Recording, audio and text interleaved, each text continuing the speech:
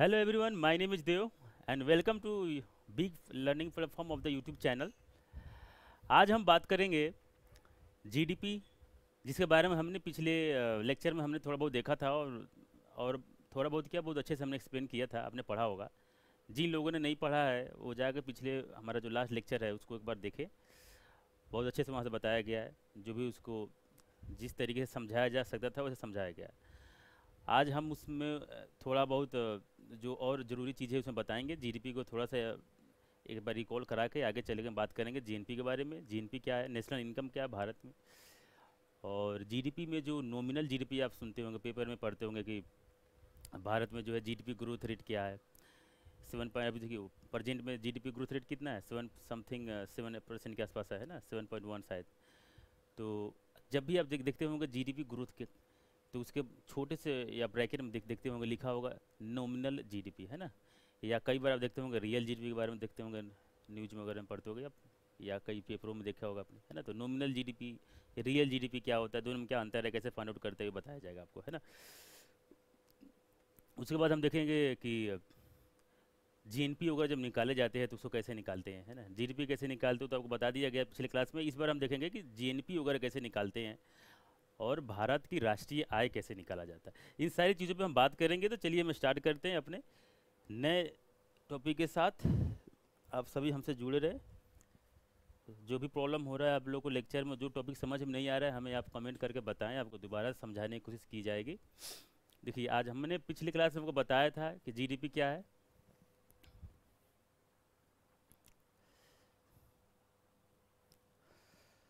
देखिए gross domestic product होता है, जीडीपी का मतलब हिंदी में कहते हैं सकल घरेलू उत्पाद। सकल के बारे में बताया गया था, क्या बताया गया था आपको, टोटल, है ना। जो ग्रॉस होता है उसको कहते हैं टोटल। डोमेस्टिक जो घरेलू होता है मतलब अपने राजनीतिक सीमा के अंतर्गत, देश के अंदर, है ना, राजनीतिक सीमा के अंतर्गत, ये आपको बताया गया था। प्रोडक्ट तो समझते हैं, उत्पाद, कुछ भी उत्पाद हो रहा है उसको कहते हैं प्रोडक्ट, है ना। तो ये तो बहुत आसान था कि आप लोग को डिफिनेशन में बताया गया था। किसी भी राष्ट्र के घरेलू सीमा के अंतर्गत एक वर्ष के भीतर, है ना, किसी भी सेवा या वस्तुओं के अंतिम मूल्य की जब बात की जाएगी तो मार्केट प्राइस की बात की जाएगी, है ना। बाजार में जो वैल्यू है उसका सभी वस्तुओं और सभी सेवाओं के बाजार मूल्य के अंतिम मूल्य की बात की जाएगी, और उसके समग्र योग को क्या कहते हैं, जीडीपी कहा जाता है। दोबारा सुन लीजिए, किसी भी राष्ट्र के अंतर्गत एक वर्ष के अंदर जितनी भी सेवाएं हैं या वस्तुएं हैं उसके अंतिम मूल्य के समग्र योग को जीडीपी कहा जाता है। इसका डिफिनीशन यहाँ पे दिया भी हुआ है, आप लोग याद करने से ज़्यादा अच्छा है कि आप समझा करें, क्योंकि एक बार समझ लेंगे तभी आप प्रश्न कर पाएंगे। जो इंग्लिश में समझना चाहते हैं इंग्लिश में यहाँ समझ सकते हैं, है ना। Gross domestic product is the value of the all final goods and services produced with in the boundary of a nation during 1 year period. यहाँ पर थोड़ा मिस्टेक है, ठीक है। तो ये हो गया जीडीपी। दोबारा से आपको थोड़ा सा एक एग्जांपल के साथ समझा देता हूँ कि जीडीपी क्या है, कि जिन लोगों ने अभी पिछले लेक्चर, लास्ट लेक्चर नहीं देखा होगा उनको एक बार थोड़ा सा रिकॉल हो जाए, और जिन्होंने देखा होगा वो दोबारा से रिवीजन भी कर ले, है ना। तो देख लिया जाए। देखिए जीडीपी होता क्या है। मान लीजिए कि ये कोई गांव है ना, कोई विलेज है, आपका अपना गांव हो सकता है। अब यहाँ पे मान लीजिए कि एग्जांपल हम लेते हैं, 10 रुपये का क्या बिकता है, 10 रुपये का आपने कपड़े ले लिए। एग्जाम्पल देखिए, 10 रुपये आपको लगेगा थोड़ा सा और लगेगा, 100 रुपये ले लेते हैं ना। देख लेते, ये गांव है, 100 रुपये के कपड़े ले लिया आपने, है ना। उसके बाद आपने लिए 100 रुपये के खाने पीने की चीज़, 100 रुपये का आपने कुछ और एनीथिंग, और जितनी भी चीज़ें मिल रही हैं उसको आपने, मतलब इस सबके गांव का जो एक छोटा सा गांव है, इसमें आपका कोई गांव है उसमें एक छोटा सा बाजार है। उस बाजार में देखिए इतने का किसी एक दिन में कितने का बिका, 100 रुपये का ये कपड़े के लिए, 100 रुपये खाने पीने की चीज़ के लिए, 100 रुपये अन्य चीज़ों के लिए, सभी चीज़ों के लिए बिका। तो आप क्या करेंगे ना, इसको ऐड कर दीजिए। जब ये तीनों का ऐड करें कितना आ गया, 300। यही है जीडीपी उस बाजार का या उस गांव का। ये सिंपली अर्थ हो गया, है ना। लेकिन ये कितने दिन के लिए निकालने हैं, बस एक दिन के लिए निकालिए। इसी आधार पे पूरे एक वर्ष में जब कोई राष्ट्र अपने पूरे देश के अंतर्गत, अपने राष्ट्र के अंतर्गत जो भी अ, वस्तुओं या सेवाओं का जो मूल्य बाजार में है उसको, मतलब जो उसको खरीदा जाता है, बेचा जाता है, उसके मूल्य को जोड़ लेती है ना सरकार। तो उसको ही कहा जाता है जीडीपी। ये आपको बताया हूँ, और इसको और अच्छे से बताया था पिछले लेक्चर में। जिनको नहीं समझ में आया होगा या समझने को चाहता है, समझने की कोशिश कर रहे हैं, वो पिछले लेक्चर में जाएं और अच्छे से वीडियो को देखें। वहाँ पे आपको अच्छे से समझाया गया। आज हम बात करेंगे इससे आगे के टॉपिक है, क्योंकि ये लेक्चर फिर ज़्यादा लंबा खींच जाएगा, तो इसमें हम ज़्यादा समय ना देते हुए आगे देखेंगे, क्योंकि इसमें भी आगे आपको नॉमिनल जीडीपी और रियल जीडीपी में काफ़ी समय लगेगा समझने में, क्योंकि थोड़ा सा समझने वाली चीज़ है ना। चलिए, ये तो हो गया हमारा जीडीपी के बारे में बात कर लिए। अच्छा, आगे देखिए जीएनपी। इसके पहले ये बताऊँ जीएनपी, एक मिनट पहले इसको बता ही देता हूँ। देखिए जीएनपी क्या होता है, ग्रॉस नेशनल प्रोडक्ट। अब देखिए मैंने पहले आपको बताया था जीडीपी, है ना, तो ये हो गया जीडीपी, ये हो गया जीएनपी। इसमें क्या बोलते हैं, ग्रॉस डोमेस्टिक प्रोडक्ट। यहाँ पे एक चेंजिंग है, बाकी तो सेम होगा। अब देखोगे डोमेस्टिक, और यहाँ पे क्या है, नेशनल। अब दोनों में क्या अंतर है, बस इसको एक बार आप समझ लें तो बात बन जाएगी। और इसको मैंने समझाया भी था कि डोमेस्टिक का मतलब क्या होता है ना। देखिए डोमेस्टिक का मतलब है कि आपका जो देश है, इसके राजनीतिक सीमा के अंतर्गत जो भी आय है उसको ही ऐड किया जाएगा, ना कि अब पाकिस्तान में अब कुछ और बन रहा हो, या अमेरिका में कुछ और बन रहा है, या ऑस्ट्रेलिया में कुछ बन रहा है, बिक रहा है, उससे हमें क्या मतलब है ना, उससे कोई मतलब नहीं है। भारत के अंतर्गत जो चीज़ें बन रही है उसके बारे में तो हम ऐड करेंगे, तो इसी को कहा जाता है डोमेस्टिक। ये तो हम समझ रहे हैं, है ना। चलिए, ये डोमेस्टिक हो। अब बात करते हैं नेशनल की। अभी हो गया, हिंदी में कहते हैं, क्या कहते हैं, राष्ट्रीय। अब इससे आपको अर्थ लगेगा, देखिए इसमें तो हम लोग डोमेस्टिक कर रहे हैं, घरेलू, है ना, अपने घर के सीमा, तो ये भी तो एक तरह का राष्ट्र की सीमा ही अंदर है। तो इसमें कुछ कंडीशंस है, इसको ही हमें समझना है कि आपको कंफ्यूज नहीं होना। देखिए ये हो गया जीडीपी। हमने जीडीपी में बताया था पिछले लेक्चर में। जैसे कि इसमें क्या क्या सम्मिलित करते हैं, मान लीजिए कि ये हमारा देश है, ये हमारी अर्थव्यवस्था है। इसमें हमने क्या किया, जो भी वस्तुओं का आखिरी मूल्य या सेवाओं का आखिरी मूल्य, जो अंतिम मूल्य है, वस्तुओं का एवं, एक मिनट,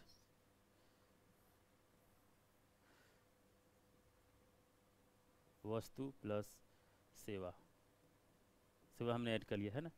इसके अलावा देखिए इसमें जो है, मान लीजिए ये कोई अन्य देश है, मान लेते हैं अमेरिका है, यहाँ से राम जो है,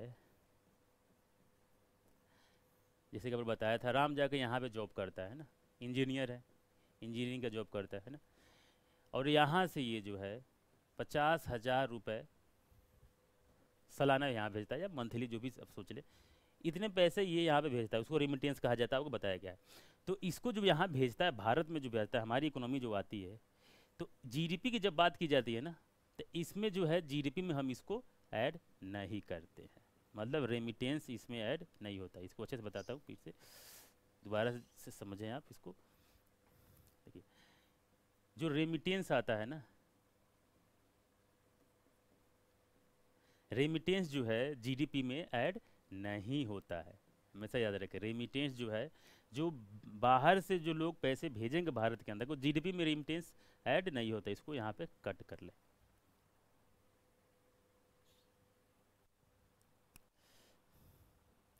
रेमिटेंस सम्मिलित नहीं होता है ना।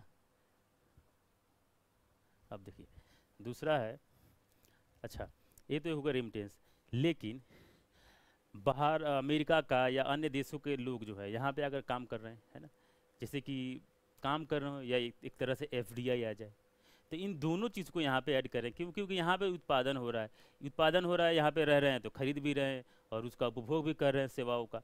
तो इन चीज़ों को क्या करेंगे, अगर बाहर के लोग जो हैं, या ये कहें विदेश के लोग, विदेशी कोई है ना, तो विदेशी के द्वारा जो भी योगदान है, इसको उसको सम्मिलित किया जाएगा, है ना, इसको सम्मिलित किया जाएगा। दूसरा, तीसरा देख लीजिए, जो एफडीआई है, एफडीआई का फुल फॉर्म होता है फॉरेन डायरेक्ट इन्वेस्टमेंट होता है ना। क्या होता है एफडीआई, फॉरेन डायरेक्ट इन्वेस्टमेंट है। मतलब बाहर की कोई कंपनी या कोई ऑर्गेनाइजेशन जो है, बाहर ही कोई कंपनी या कोई ऑर्गेनाइजेशन है जो भारत में क्या करे, पैसे वगैरह इन्वेस्ट कर रही है। कोई भी व्यवसाय जो है फ़ायदे करने के लिए, तो फ़ायदे कमाने के लिए की जाती है। तो बाहर का कोई कंपनी हो, कोई बड़ी कंपनी हो, जैसे कि सैमसंग कंपनी हो गई, इसके अलावा और भी कोई बड़ी बड़ी कंपनियां हैं, आईफोन वगैरह आप जो चलाते हैं आज के डेट में, आज के टाइम में, आप आपके फ़ोन में कई तरह, आपके हाथ में कई तरह का फ़ोन है, अलग अलग कंपनियों का, वीवो फ़ोन है, और भी जो भारत के बाहर की जो कंपनियां हैं, लैपटॉप हैं, तो इन सब कंपनी क्या करती है, इन्वेस्टमेंट करती हैं भारत में कि यहाँ पे कोई ब्रांच इस्टेब्लिश करे, है ना। तो यहाँ पे जो ब्रांच बनाती हैं, तो वो जो पैसे लगाए जाते हैं ना भारत में, कि यहाँ पे नए ब्रांच शुरू कर दिया गया, तो उसको क्या कहते हैं, एफडीआई कहा जाएगा। ये एक तरह से नॉर्मली आप समझ सकते हैं, है ना। तो एफडीआई जो है, तो एफडीआई को भी जो है जीडीपी में सम्मिलित की जाती है। देखिए हमेशा ध्यान रखिए, रेमिटेंस जो है ना, जो भारत से बाहर लोग चले गए, भले वो भारतीय नागरिक क्यों ना हो, और यहाँ पे अगर पैसे भेज रहा है, बाहर से कमा के यहाँ भेज रहा है पैसे, तो उसको हम लोग जो है जीडीपी में सम्मिलित नहीं करेंगे, इतना ध्यान रखेंगे, है ना, इतना ध्यान रखिए।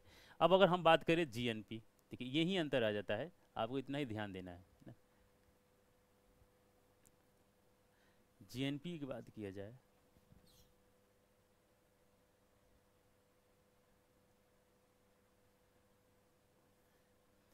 ग्रॉस नेशनल प्रोडक्ट, है ना। तो नेशनल प्रोडक्ट जब बात की जाएगी ना, नेशनल, यहाँ पे देखिए,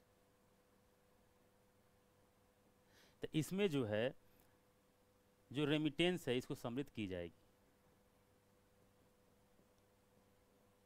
इसमें रेमिटेंस सम्मिलित की जाएगी, है ना, मतलब इसको सम्मिलित की जा रही है, पहला।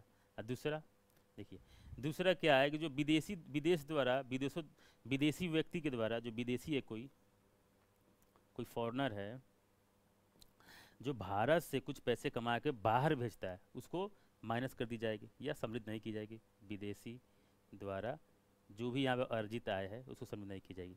अब ये तो मैं आपको समझाने के लिए एक तरह से रफ वर्क या तो कहें तो आसान लैंग्वेज में बता रहा था। अब एक तरह से इकोनॉमिक्स के फॉर्म में तो एक समझ लेते हैं, फार्मूले का स्तर पे कैसे इसको समझा जाएगा, तो उसको देख लेते हैं, है ना। आपको यहाँ देख लेते हैं, देखिए। अब यहाँ पे अगर मैं बोलूँ कि ये GDP,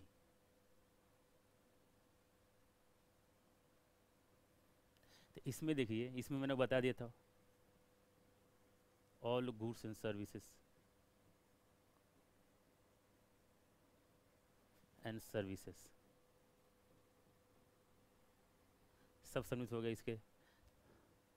all goods and services क्या है, ये लास्ट प्राइस, अंतिम मूल्य।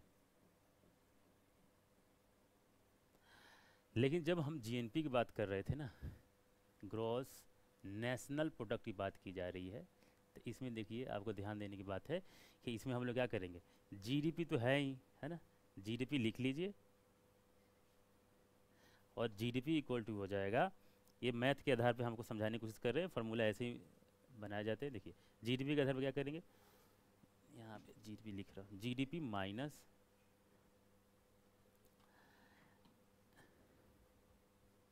माइनस कर दीजिए विदेश, विदेशी स्रोत या संसाधन कहें आप, विदेशी संसाधन, इसको बाद में बता दो। जीडीपी माइनस कर दीजिए यहाँ पे, जीडीपी माइनस ए प्लस बी। अब आप कहेंगे ए और बी क्या है, क्योंकि यहाँ पे देखिए अलग से फॉर्मूले लिखने के लिए दिक्कत हो रहा था ना, तो इसको बताता हूँ, जी एन पी है ना।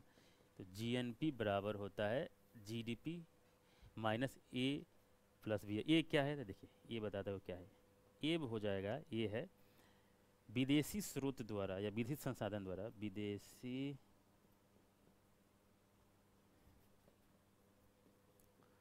संसाधन द्वारा अर्जित आय। क्योंकि देखिए मान लीजिए विदेश से कोई आता है ना, विदेश का कोई व्यक्ति आता है, विदेशी फॉरेनर, तो यहाँ जो पैसे कमाएगा, जो चीज़ें हमारी भारतीय इकोनॉमी से उसको जो फ़ायदा होगा, जो कमाएगा, वो रिमिटेंस वो अमेरिका में भेज दिया, तो उस जो वैल्यू, वो जो पैसे हैं, रुपए हैं, उसको हम क्या करते हैं, जीडीपी से माइनस कर देते हैं। और दूसरा क्या है, दूसरा है क्या है, भारतीय संसाधन द्वारा अर्जित है, भारतीय संसाधन द्वारा अर्जित है।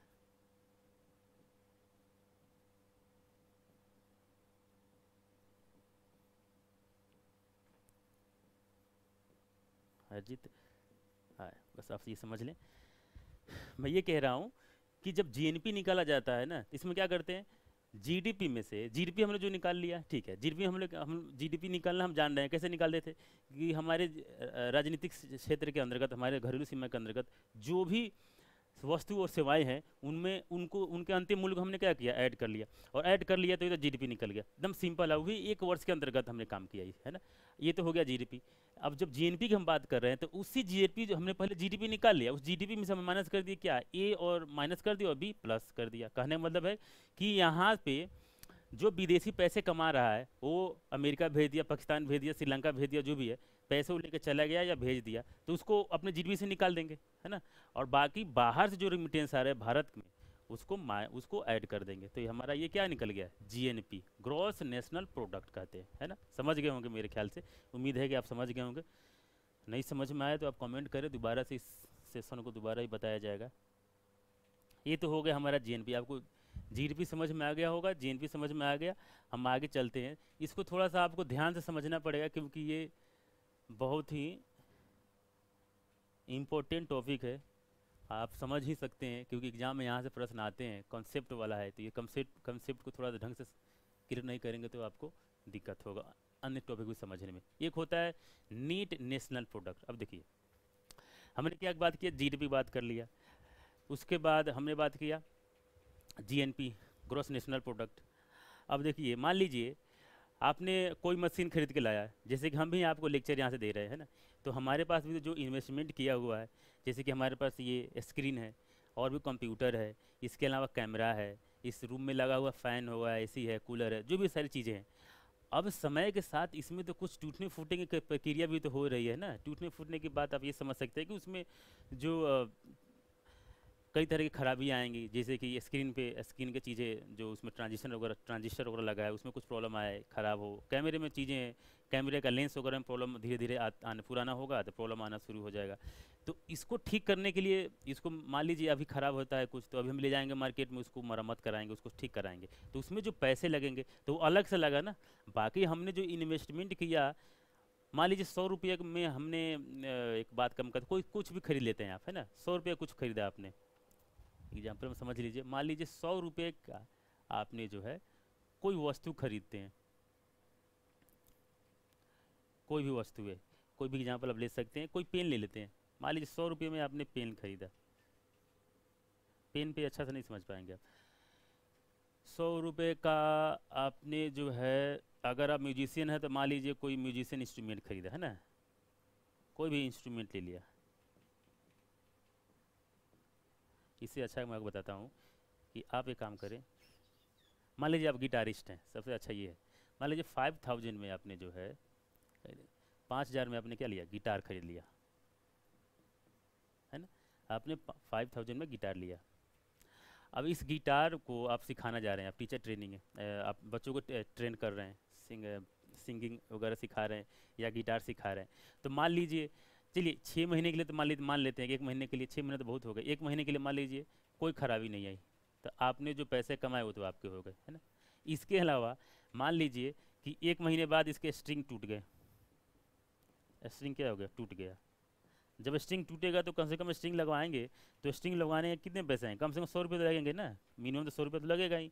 तो जो 100 रुपये लगेगा ना, वो तो आपको अलग से ऐड करना पड़ेगा, तभी तो जाएंगे सिखाने, बिना गिटार कैसे सिखाएंगे आप, है ना। तो 100 रुपये जो लगा ना, इसको कहा जाएगा डेप्रिसिएशन, है ना, इसको ध्यान रखिए, इसको कहा जाएगा डेप्रिसिएशन। इसी डेप्रिसिएशन को समझाने के लिए इतनी कहानियाँ आपको सुनाया, है ना, बाकी इसका कोई मतलब नहीं था। डेप्रिसिएशन क्या होता है आपको ये समझ में आ जाए, बस इतने के लिए बताया गया। तो देखिए जो एनएनपी क्या होता है, जो नेशनल नेट नेशनल प्रोडक्ट जो है ना, नेट मतलब होता है टोटल, कुल, जो भी निगेटिव करना है, जो पॉजिटिव करना है, प्लस माइनस जो करना है, उसको सब कर लीजिए, उसके बाद बताइए, यही होता है नेट का मतलब, है ना। तो नेट नेशनल प्रोडक्ट है, उसमें क्या किया हमने, जीएनपी तो हमने निकाला, वो तो ठीक है, जीएनपी तो हमने निकाल लिया। अब जीएनपी में से क्या करें, डिप्रिसिएशन, जो टूटने फूटने के जो पैसे लग रहे हैं, जो टूट गया, स्ट्रिंग जो खराब हो गया, उसमें मैंने जो 100 रुपये अलग से लगाया, उसको भी माइनस कर लीजिए लास्ट में, तब वो होता है एक साल का जीएनपी ग्रो वो सॉरी माफ़ करना, वो होता है नीट नेशनल प्रोडक्ट, एनएनपी होता है ना। दोबारा से आपको मैं इसको बताने की कोशिश करता हूँ। देखिए यहाँ पे आप समझे, हमने जीडीपी सीख गए, जीडीपी कैसे निकालना है, पिछले लेक्चर में पढ़ा होगा। चलिए अब जीडीपी सीख गए हम, तो अब जीएनपी देखते हैं जीएनपी कैसे निकालेंगे। तो जीडीपी में से क्या कर रहे थे हम, जीडीपी में से माइनस कर रहे थे ए, जो आप जान रहे हैं ए क्या है, और प्लस क्या कर रहे थे बी। ए क्या था, ये वैसा विदेशी व्यक्ति जो यहाँ जो भी पैसे भेज रहा है बाहर, या ये कह सकते हैं कि कोई भी विदेशी संसाधन द्वारा अर्जित आय जो है वो भारत से बाहर चला जा रहा है, उसको इसलिए माइनस कर दे रहे हैं, है ना।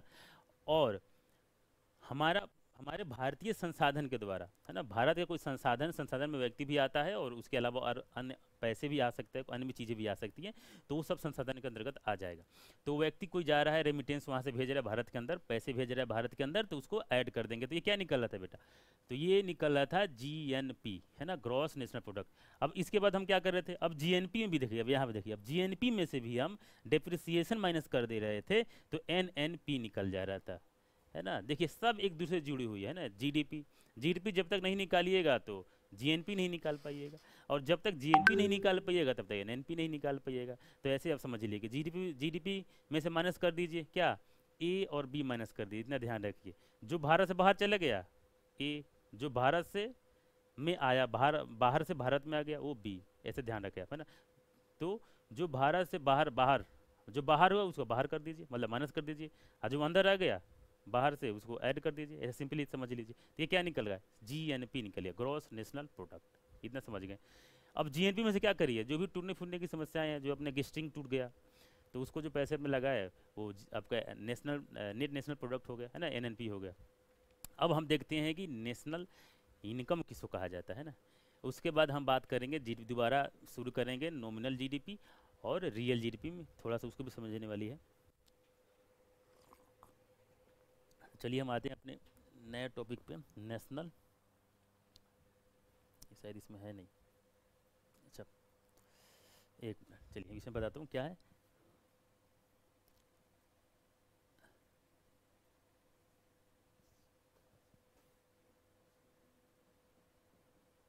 नेशनल इनकम, नेशनल इनकम, जैसे आपने आप सुनते होंगे कि भारत का राष्ट्रीय आय, अमेरिका का राष्ट्रीय आय, अन्य देशों का राष्ट्रीय आय, तो सुनते होंगे ना। तो यही है जो अभी बता रहा हूँ आपको, इसी से शुरुआत इसका होता है, जीडीपी से ही शुरुआत होता है। देखिए हमने क्या अभी क्या पढ़ा था, हमने पढ़ा था एन एन पी, क्या है ये, नेट नेशनल प्रोडक्ट, है ना, अभी हमें आपने पढ़ा। तो जो एन पी है ना, इसको जब मैं अगर मैं बात कर दूंगा कि मार्केट प्राइस से बात की जाए, जैसे कि या, है ना, इसको अगर मैं कहूँ एन पी, इसको अगर ऐसे लिख दूँ एन पी, किस पे, मार्केट प्राइस पे, ये एम पी, है ना। मार्केट प्राइस को कैसे पढ़ाएंगे, net national product at market price. जब मार्केट प्राइस की बात की जाएगी, है ना, तो इसके अंतर्गत हम क्या समझेंगे, जब पहले ये अब जान लीजिए, जब एनएनपी जो है net national product at market price, समझ देख लीजिए, एट मार्केट प्राइस, तो इसको क्या बोला जाएगा, यही है हमारा नेशनल इनकम,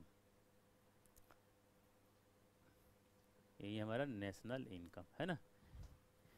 जो national product at market price पर आ जाएगा, है ना, तो इसको क्या कहा जाएगा, नेशनल इनकम पढ़ा जाएगा। ठीक है, अब ये कैसे निकालते हैं देखिए,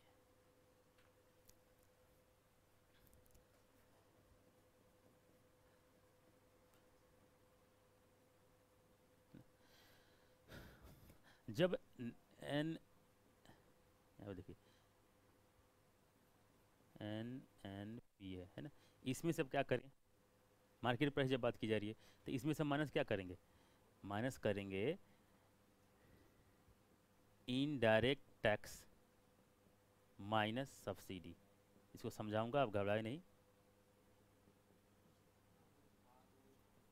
अब देखिए, जब आपको टैक्स वगैरह बताया जाएगा, भारत सरकार के द्वारा जो भी टैक्स लिए जाते हैं, डायरेक्ट टैक्स, इनडायरेक्ट टैक्स, इसके अलावा और भी कई तरह के टैक्स है, जीएसटी पढ़ाया बताऊंगा आपको, जीएसटी वगैरह बताया जाएगा आपको, कई तरह के और भी चार्जेस लगते हैं विदेशी व्यापार पे, राष्ट्रीय व्यापार है, सब जो भी टैक्स वगैरह सरकार जो लेती है ना, जैसे इनकम टैक्स है।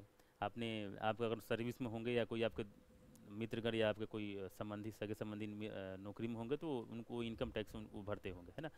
तो हम वो सब सारी चीज़ें पढ़ेंगे। उसी के अंतर्गत आता है एक इनडायरेक्ट टैक्स। जैसे कि इनडायरेक्ट टैक्स होता है मतलब कि अप्रत्यक्ष कर, एक होता है डायरेक्ट टैक्स, सीधे सरकार ले लेती है जैसे कि जीएसटी, है ना, और एक होता है इनडायरेक्ट टैक्स।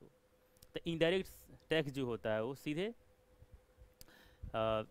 सरकार को सीधे नहीं मिलता है कि वस्तु वस्तु से चीज़ें चली जाती है ना। तो एक होता है इनडायरेक्ट टैक्स, तो इनडायरेक्ट टैक्स एक होता है डायरेक्ट टैक्स, है ना। तो डायरेक्ट टैक्स और इनडायरेक्ट टैक्स, तो हम क्या करती है सरकार, जो इनडायरेक्ट टैक्स लेती है, जैसे कि इनकम टैक्स के अंतर्गत में, माफ़ करिए, इनकम टैक्स डायरेक्ट टैक्स होता है, इनडायरेक्ट नहीं होता है ना। तो इनका इसको सुधार लीजिएगा, टंग स्लिप हो गया। तो इनडायरेक्ट टैक्स जो होता है, तो सब सरकार जो इनडायरेक्ट टैक्स सरकार को जो मिलती है ना, तो देखिए इनडायरेक्ट टैक्स सरकार तो ले रही है, ठीक है, इसके इसके लेकिन इसके अलावा सरकार लोगों के लिए कई तरह की सब्सिडी देती है। जैसे किसानों को लिए सरकार सब्सिडी देती है, कई तरह के खाद, यूरिया वगैरह जो रसायन है, रसायन के लिए सरकार सब्सिडी देती है। उसके अलावा कई तरह के, आपको पहले गैस पे सब्सिडी दी जाती थी, अभी भी शायद थोड़ा बहुत सब्सिडी मिलता है, और एपीएल बीपीएल वगैरह के बारे में सुना होगा, उस आधार पे भी सब्सिडियाँ दी जाती है। तो जो इस तरह की जो सब्सिडियाँ दी जाती है ना, कई तरह की सब्सिडियाँ हैं, तो इसको क्या करती है, क्या करना होता है कि सब्सिडी को इसमें से माइनस कर दीजिए। अब कहाँ सरकार जो टैक्स लेती है उसी तो देती है, सरकार कहाँ से पैसे लाएगी, सरकार अलग से पैसे कमा के थोड़ी ना दे रही है।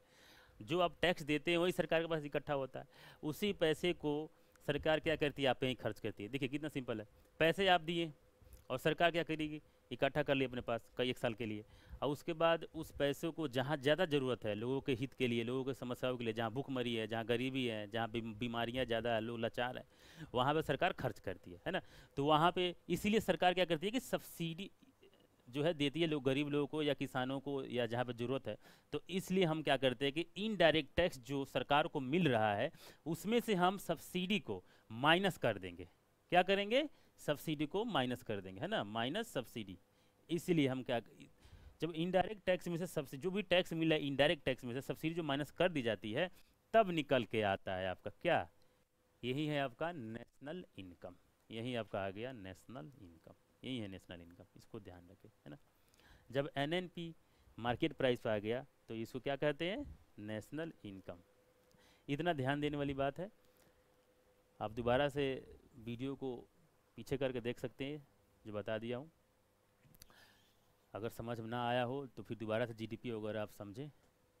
मैं यहाँ पे लिख देता हूँ साफ़ सुथरे तरीके से। देखिए क्या है नेशनल इनकम, यहाँ पे आप क्या करें, एनएनपी मार्केट प्राइस पे होता है, यही होता है क्या है नेशनल इनकम, है ना। इसको कैसे लिख दे सकते हैं नेशनल इनकम को, देखिए एनएनपी माइनस, यहाँ पे लिखिए इनडायरेक्ट टैक्स, या इनडायरेक्ट जो टैक्स है इसको हम लिख सकते हैं net indirect tax.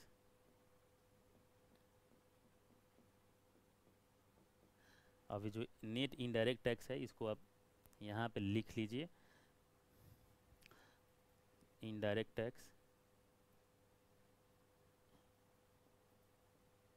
Indirect tax minus subsidies, है ना।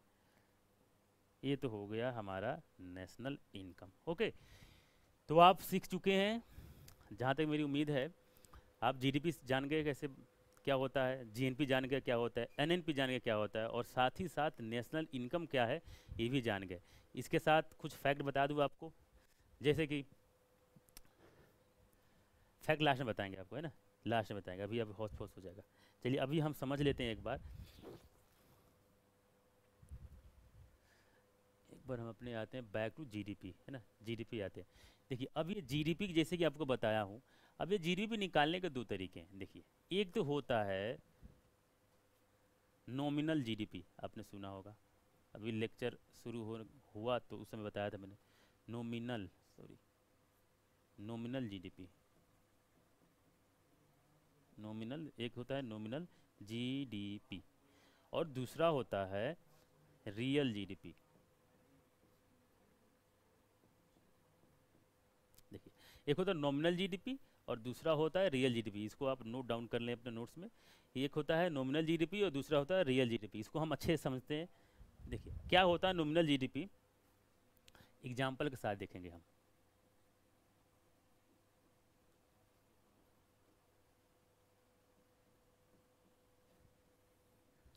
देखिए पहले आपको बता दूं थोड़ा, मान लीजिए अभी तो 2022 चल रहा है, तो हम इसमें समझने के लिए क्या करेंगे कि थोड़ा पीछे के डेट भी, जैसे कि पीछे पीछे का जो ईयर 2021 या 20 19 जो भी है, इसको अज्यूम करके हम लोग चलेंगे, है ना।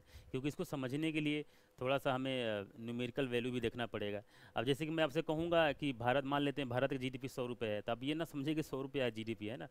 भारत की जो जीडीपी है वो तो आपको कल बताया ही था पिछले लेक्चर में, 3.51 ट्रिलियन है ना। और भारत सरकार की क्या लक्ष्य है, 2030 तक 5 ट्रिलियन की इकोनॉमी बनानी है भारत को। और भारत जो है विश्व में हम कौन सा जीडीपी, कौन सा अर्थव्यवस्था है, तो हम आते हैं 5वीं अर्थव्यवस्था, है ना। तो हम जब भी ये नॉमिनल जीडीपी पढ़ाएंगे या जो भी रियल जीडीपी के बारे में बताएंगे, तो आपको एक एग्जांपल देंगे, तो आप उसको भटकिएगा नहीं। चलिए मान लीजिए 2000, देखिए 2022 चल रहा है ना। अब 2022 में मान लेते हैं किसी भारत में सिर्फ दूध का उत्पादन हो रहा है, कोई किसान है ना। देखिए कोई किसान है ना, ये कोई किसान है, ये क्या कर रहा है 2022 में। देखिए एक किसी भी राष्ट्र के अंतर्गत में, जैसे कि भारत में, अब भारत में मैं ये कह रहा हूँ कि सिर्फ दूध का निर्माण हो रहा है, तो एग्जाम्पल तौर पर बता रहे हैं, भारत के अंदर में कई तरह के उत्पादन होते हैं। आप देख ही रहे होंगे, मोबाइल बन रहा है, कहीं लैपटॉप बन रहा है, कृषि के कई तरह के प्रोडक्ट्स हैं जो आप खाते हैं, यूज़ करते हैं, ब्रेड बन रहा है, कंपनियों द्वारा कई तरह के और भी उत्पाद किए जा रहे हैं, तो वो सब तो बनता ही बनता है।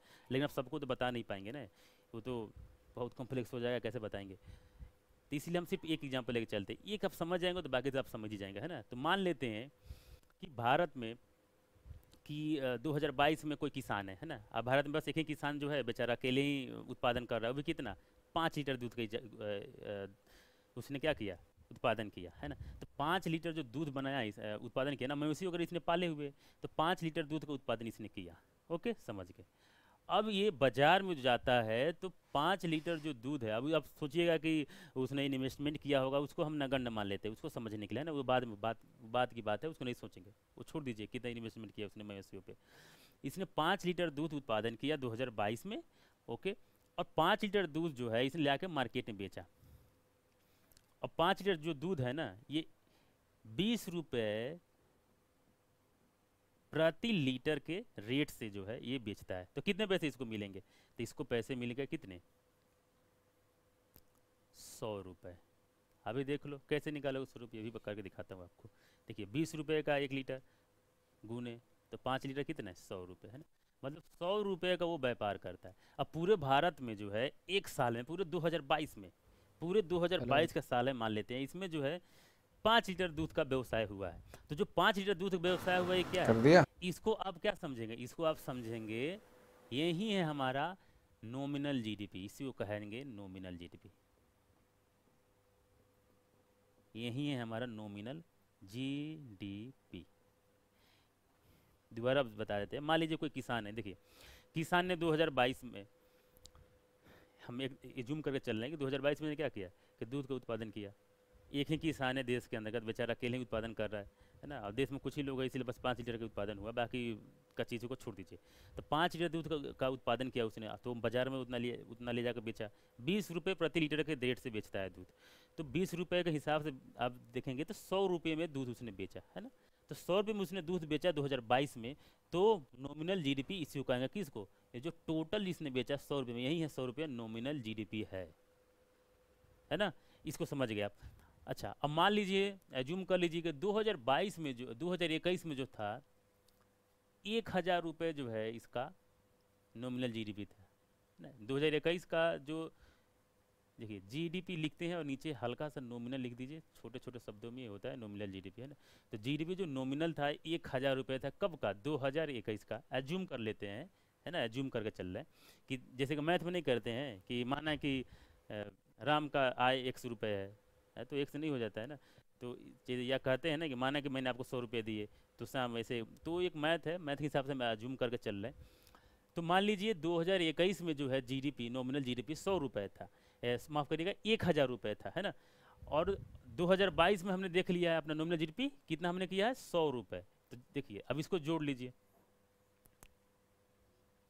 जब इसको जोड़िएगा तो कितना हो जाएगा E1000 प्लस 100 रुपये, इसको भी जोड़ लीजिए, ये टोटल कितना हो गया 1100 ना, इतना हुआ है ना, ये हो गया। ये देखिए ये तो हो गया टोटल। अब यहाँ पर समझने की कोशिश करिएगा, देखिए 2021 में कितना था, 2021 में जो जीडीपी था वो नॉमिनल जीडीपी 1000 रुपये था, ओके। और कितना ग्रोथ हुआ, तो ये हुआ 100 रुपये का। अब 100 से गुना करेंगे, क्यों कर रहे हैं बाबू, देखिए 100 से गुना किस लिए किया जा रहा है, जब भी परसेंटेज निकाला जाता है तो 100 से मल्टीप्लाई करते हैं, है ना, परसेंटेज निकालना है। अब यहाँ पे भी निकालने की कोशिश कर रहा हूँ कि जो जीडीपी ग्रोथ दिखाया जाता है तो कैसे निकाला जाता है। आप देखिए देखते होंगे ना कि भारत में जो है 2021 का अपेक्षा करी 2022 में 7.1% का जो है आप जीडीपी सभी का ग्रोथ हुआ अपने है। तो जो परिवार जीडीपी बिग ग्रोथ लर्निंग दिखाया के जाता है ना वो यूट्यूब नॉमिनल प्लेटफॉर्म जीडीपी पर ग्रोथ स्वागत दिखाया है। जाता है। लेकिन इसके अलावा जब जहाँ पे जीडीपी रियल ग्रोथ दिखाया जाएगा तो वहाँ पे लिखा रहेगा कि जीडीपी ग्रोथ रियल नीचे दिखाया रहेगा, है ना, दिया रहता है वहाँ पे। तो यहाँ पे मान लीजिए अब ये 100 रुपये का जो ग्रोथ हुआ है यहाँ पे इस बार 2022 में 100 रुपये का ग्रोथ हुआ है। अब पहले से जीडीपी 1000 रुपये था, तो हमने क्या किया कि 100 में भाग करिए, 1000 था, 1 0 1 0 2 0 से 2 0 गया, 1 0 से 1 0, कितना आया, ये आ गया 10%।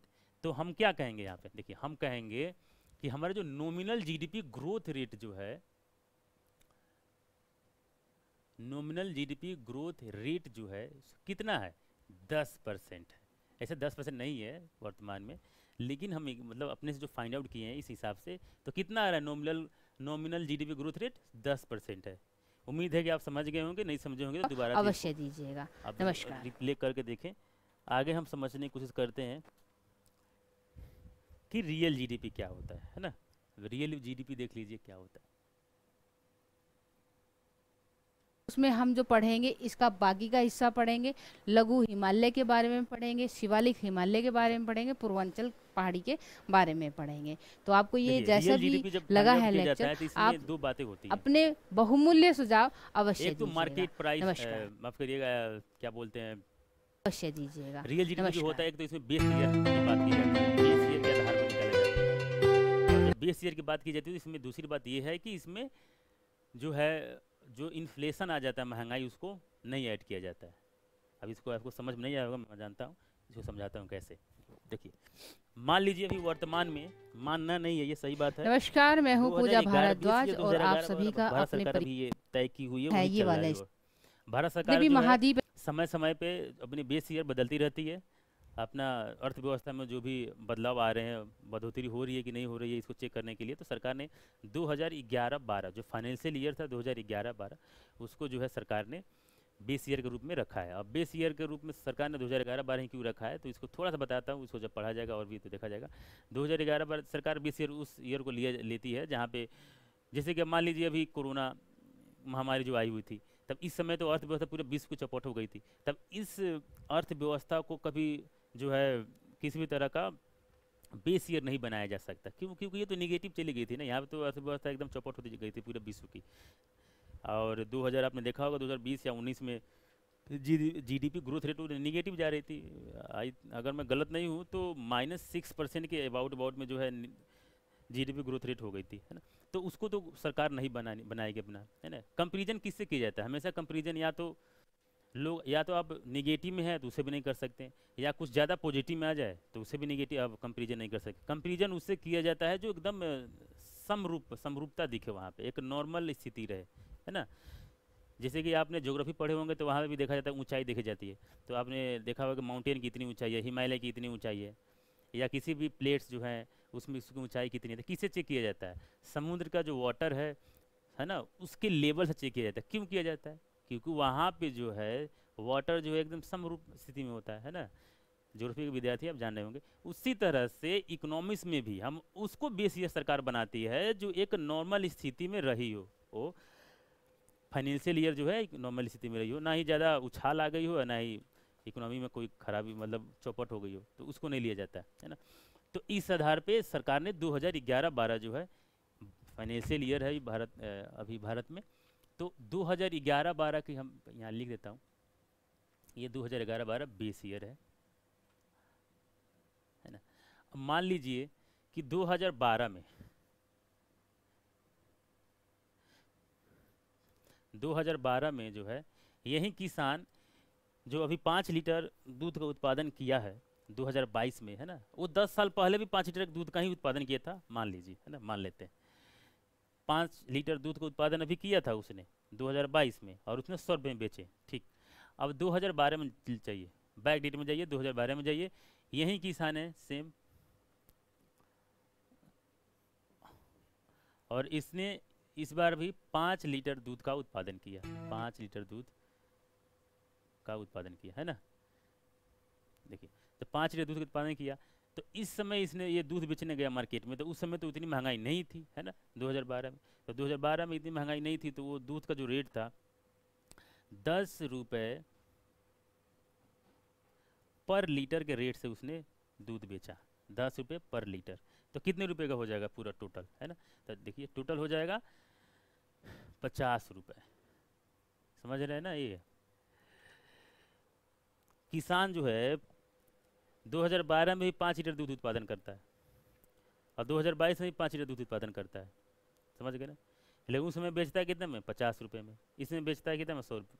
अगर मैं कहूँ कि कोई किसान है 50 रुपये का दूध पिछले साल 2012 में बेचता है, और 2022 में 100 रुपये का दूध जो है सेल करता है, बेचता है, तो इसका मतलब मैं ये थोड़ी ना कह रहा हूँ कि दूध का उत्पादन बढ़ गया है, दूध का उत्पादन तो उतना ही है, महंगाई बढ़ गई है ना। तो देखिए इसमें महंगाई पे थोड़ा, महंगाई को के आधार पे हम लोग रियल जीडीपी निकालते हैं, है ना। तो देखिए इसमें क्या हुआ कि महंगाई बढ़ गई है, तो इसलिए 2022 में जो है दूध 100 रुपये के बिक रहा था 5 लीटर। अब जो है महंगाई 2012 में जो है महंगाई उतनी नहीं थी, तो 10 रुपये पर लीटर के हिसाब से दूध बिक रहा था बाजार में। तो कितने का दूध मिला, 50 रुपये का मिला दूध, है ना।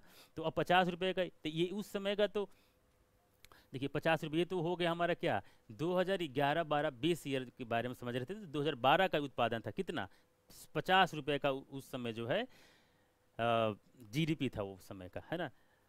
और अब जब 2022 की बात हम कर रहे हैं, 2022 की बात जब की जा रही है, तो इस समय भी तो किसान ने कितना कितना 5 लीटर ही उसने दूध का उत्पादन किया है, तो ये कितने का बेचा था, 100 रुपये का, है ना, 100 रुपये का बेचा था। तो इसमें मतलब कि इसने 50 रुपये अधिक का व्यवसाय हुआ। तो जो 50 रुपये अधिक है क्या है, महंगाई ही तो है। मैं कहाँ कह रहा हूँ, उत्पादन तो बढ़ा ही नहीं, 5 लीटर दूध पहले भी उत्पादित हुआ था, इस समय भी उतना ही हुआ है, तो जो प्राइस बढ़ गई यही तो इन्फ्लेशन है। तो यही है इन्फ्लेशन, थोड़ा सा समझ लीजिए, ये तो हो गया इन्फ्लेशन, ये समझ लीजिए जो 50 रुपये।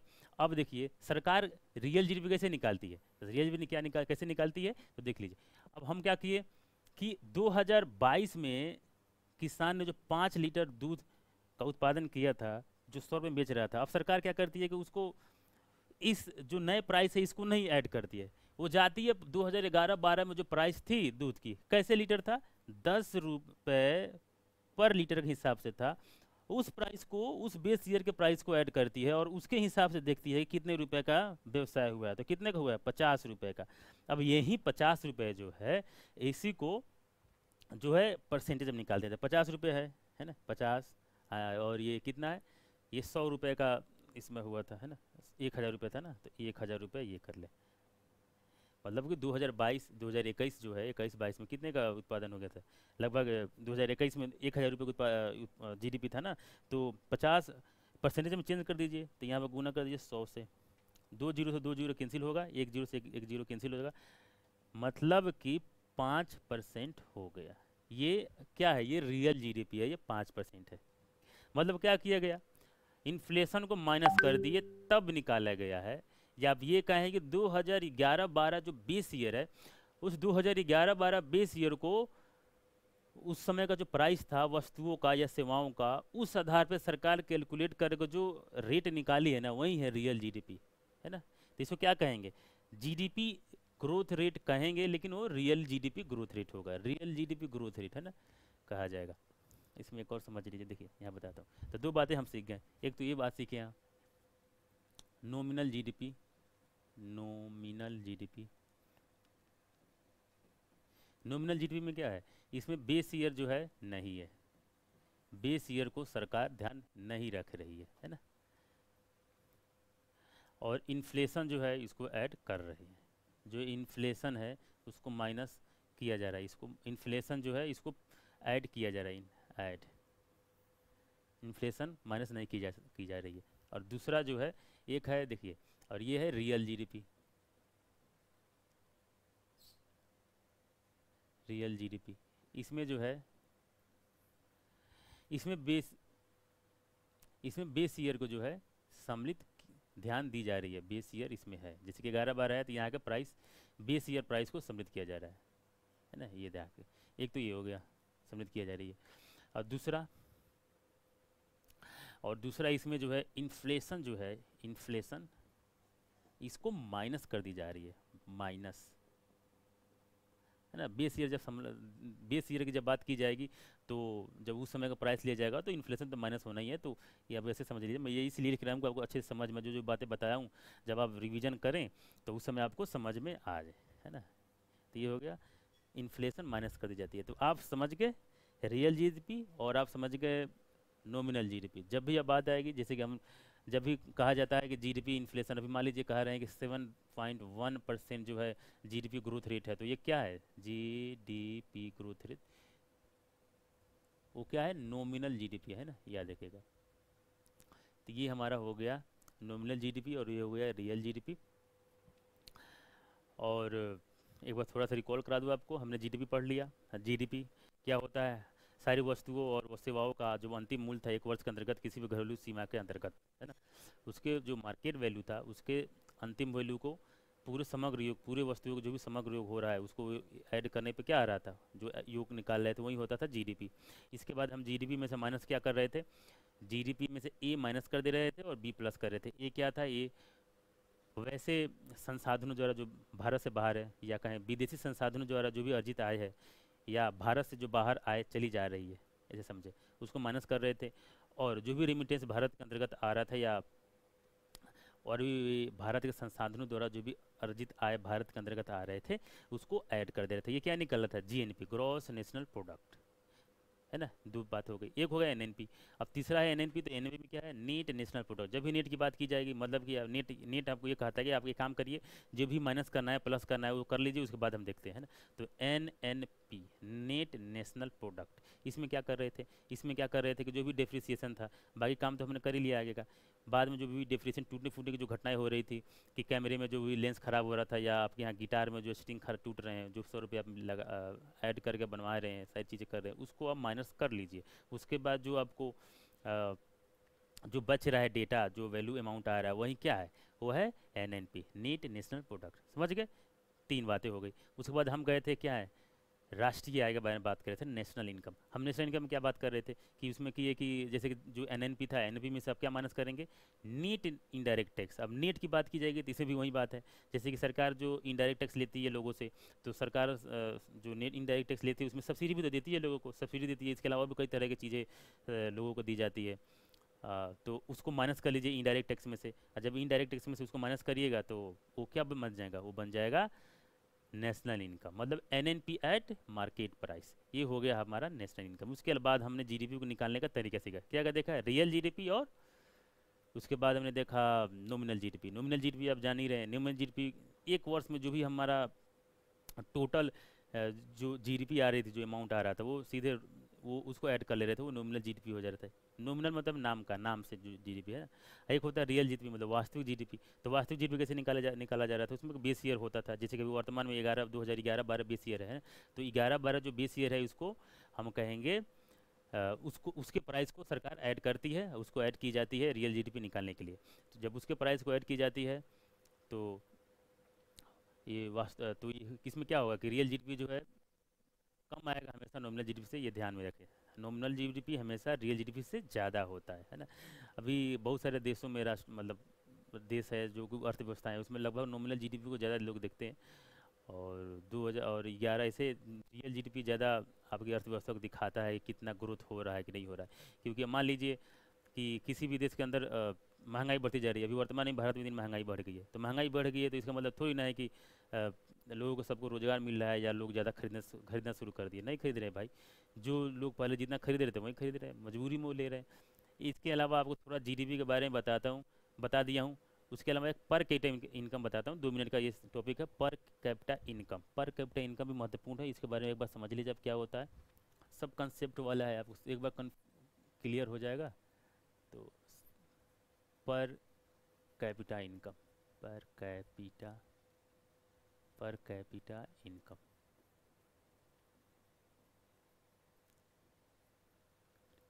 Per capita income.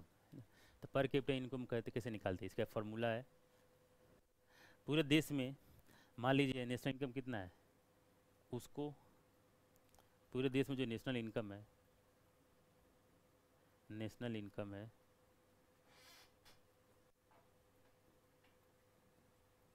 National income, उसमें आप भाग कर दें उस देश का जो पॉपुलेशन है उससे। यही जो यहाँ पे आएगा ना एवरेज, यही हो जाएगा per capita income, per capita income PCI, है ना। ये क्या है, पर कैपिटा इनकम है। अब एग्जाम्पल बताता हूँ, मान लीजिए इसको छोटे फॉर्म बताया था, आपका घर में मान लीजिए कि 100 रुपये का आपका, मतलब एग्जाम्पल दे रहा हूँ, बहुत लोग अलग अलग तरीके के होंगे। तो मान लीजिए किसी घर पे 100 रुपये का जो आय है, उससे घर में एक व्यक्ति कमा रहा है या 2 व्यक्ति या बहुत लोग कमा रहे हैं, उसे बोलते नहीं है।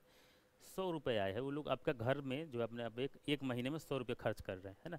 तो 100 रुपये खर्च कर रहे हैं, तो अब क्या करूँगा, आपके घर में मान लीजिए 4 लोग आप लोग हैं, आप हैं, आपके पापा हैं, आपकी माँ है और आपकी सिस्टर है।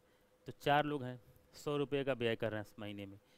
तो 4 लोगों से आप डिवाइड कर दें 100 रुपये में, तो कितने आता है, 25 रुपये। तो 25 रुपये जो है ना, वो पर कैपिटा इनकम हो जाएगा आप चारों का। आपके पापा का पर कैपिटा इनकम कितना है, 25, आपका मम्मी का भी 25, आपका और सिस्टर दोनों का 25, है ना। सबका 25-25 रुपये हो जाएगा। ये क्या है, पर कैपिटा इनकम है। ये तो हम समझे कैसे, क्योंकि आपके घर का इनकम 100 रुपये था, ये तो समझ गए। लेकिन इसमें देखिए समस्या यही आता है। क्या समस्या आता है, जब हम जीडीपी पढ़ते हैं तो कहते हैं ना कि जीडीपी में ग्रोथ रेट कितना आ गया, इतना हो गया, ये हो गया, 7.1% हो गया जीडीपी। लेकिन आप इससे अंदाज़ा नहीं लगा सकते किसी भी देश में कि अगर जीडीपी बढ़ रही है तो ऐसा नहीं है कि समान अनुपात से बढ़ रहा हो। अब मान लीजिए आपके घर में पैसे जो, जिस पर पैसे कमाने वाला तो आपके पापा ही होंगे ना, आप तो नहीं कमा रहे हैं क्योंकि आप तो बेरोजगार हैं या आपको नौकरी नहीं लगी है, तो आप तो नहीं कमा रहे। लेकिन पर कैपिटा इनकम जब निकाला जा रहा है तो आपका भी तो निकाला आ रहा है। अब सरकार के पास जो डेटा जाएगा वो अलग अलग थोड़ी ना चेक करके रखी है। अब सरकार के पास जो डेटा जाएगा तो दिखाएगा कि आपके पापा का भी 25 रुपया पर कैपिटा इनकम है, आपका भी 25 रुपये है, इनका भी 25 रुपये है, और मम्मी का भी 25 रुपये। तो फिर ये डेटा चला गया। यही समस्या होता है भारत के अंतर्गत।